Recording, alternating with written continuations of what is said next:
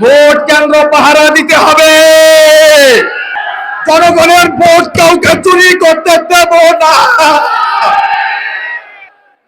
অনেকে বলছেন তিনি লজিং মাস্টার থেকে কোটিপতি হয়েছেন, শত কোটি টাকার মালিক।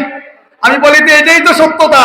তিনি শূন্য থেকে শুরু করে শীর্ষ প্রসার দক্ষতা তার মধ্যে আছে।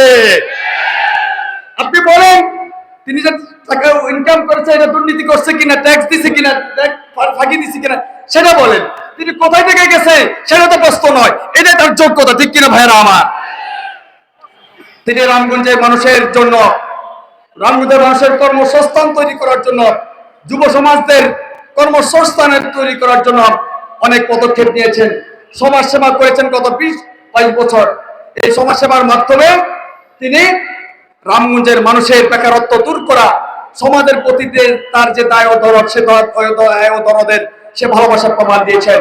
আমরা বিশ্বাস করি আগামী 12 তারিখে রামগঞ্জের মানুষ বীর সাহেব চরমনায় মনোনীত হাত পাকা প্রতীকের প্রার্থী আলহাজ জাকির হোসেন পটারি ভাইকে নির্বাচিত করার মধ্য দিয়ে একটা নতুন বাংলাদেশ বিনির্মাণে ভূমিকা রাখবে, ঠিক কি না ভাইয়েরা?